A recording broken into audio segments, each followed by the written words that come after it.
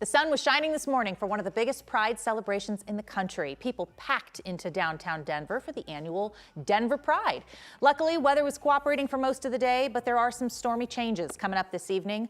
We'll get more to the Pride coverage in just a moment. First, let's talk about those weather changes. Severe thunderstorms are starting to roll through. We could see some big hail and strong winds, mostly on the eastern plains.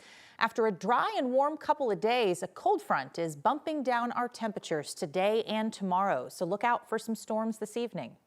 Good evening. Thanks for joining us. I'm Jennifer Meckles. Those storms don't care that Denver has plans this evening, like the Metallica concert at Mile High. So let's bring in 9 News Weather Impact Team meteorologist Jaden Knowles. Let's talk about time of storms and where we can see them. Well, Jenny, I think storms are actually behaving themselves this afternoon. We did see a couple of severe thunderstorms, mainly north and especially by Fort Collins. This is a picture in Windsor, and you can see this has been sent in by Bill. Those storm clouds kind of looking towards the north. Luckily, here in the metro, once again, not a lot has been going on, and I think the concert might be okay. We're going to continue tracking things. So far, temperatures in the low 80s, fairly nice and warm this morning, especially through all the events that was out there. But overall, you can see radar. We are under that severe thunderstorm watch until 9 p.m.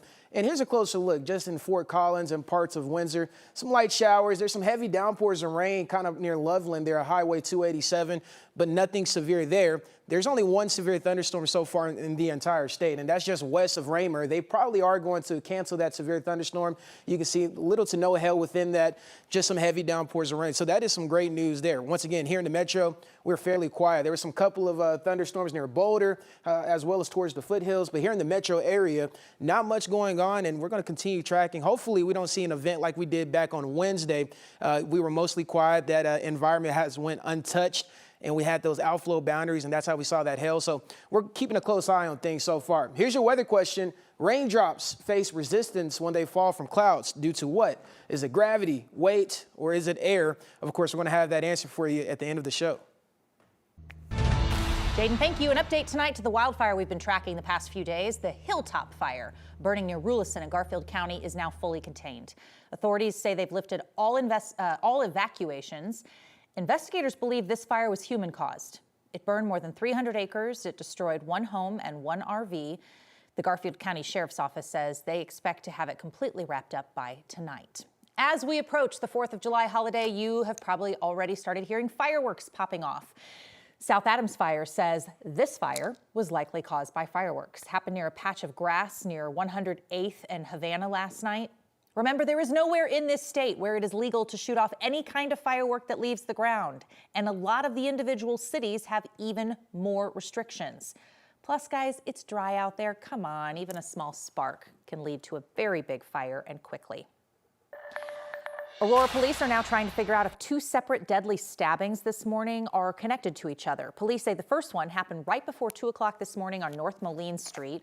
Responding officers said they found a man with stab wounds and he died at the scene. A few hours later, around 6:30, police said officers responded to reports of an unresponsive man at a bus stop on Peoria, just a few blocks away from that first scene. Police say the man also had a stab wound and he also died at the scene. Police have yet to provide any information about a possible suspect or more details about those stabbings. Authorities have arrested a driver they say hit a Colorado State trooper and a CDOT highway worker while intoxicated. CSP says this happened on US 36 near Pecos early this morning. CSP says the trooper was doing traffic control for another crash on the highway, and then the suspect hit the back of the trooper's patrol car, pinning the CDOT worker. CSP says the suspect kept on driving. Eventually, another trooper stopped him. The injured trooper and CDOT employee were taken to the hospital, but later released. Weld County has launched a new app that alerts people with CPR certifications if somebody nearby needs help. It's called the Pulse app, and Weld County says it helps them connect people with CPR skills to somebody who's in cardiac arrest, even if it's just to get started on CPR until other first responders can get there. The goal of the app is to cut down on response time, especially in a large rural area. The Greeley Fire Department says every minute counts when it comes to treating someone in cardiac arrest. For every minute a person who is in cardiac arrest goes without care, their chance of survival goes down by about 10%. Greeley Fire says users of this app are separated in 3 different groups. There's people who are just CPR certified and can be alerted if there's an emergency happening in a public place like a park. And then there is also alerts for private homes or businesses, but you have to be a registered professional first responder if you're going to get access to try to help in something like that. You can find more information about the Pulse app on our story, in this story on 9news.com. Colorado grocery store workers are going to continue their strike after the union and Safeway failed to reach an agreement this weekend. According to UFCW Local 7, Safeway did not meet their demands to have higher pay and better benefits like health care. The union's also set to bargain again with another company, King Soopers, this upcoming week. In February, King Soopers and the union agreed to continue their negotiations over a 100-day period. That expired earlier this month with no deal.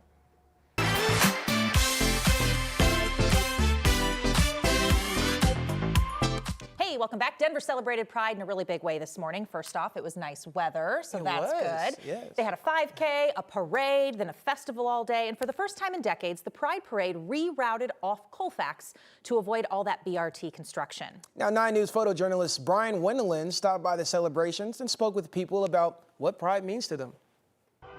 We're gonna listen to some music. Yeah, and go party. And get it poppin'.